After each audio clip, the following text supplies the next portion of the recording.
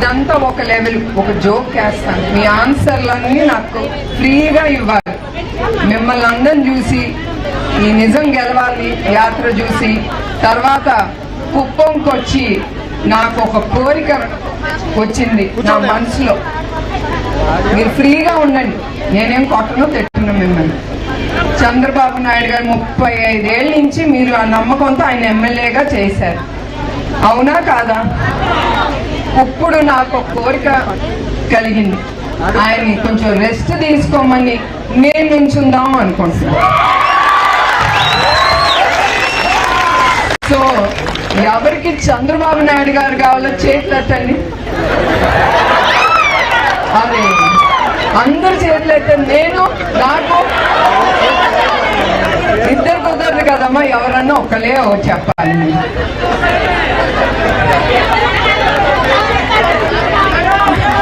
నేను ఇది ఊరికనే అంటున్నాను, నేను ఏది చేసినా నా మనసుకి తోసేది నేను చేస్తాను. నాకేదో ఈ పోస్ట్ కావాలి ఆ పోస్ట్ కావాలని మాత్రం కాదు, నాకేం అక్కర్లేదు.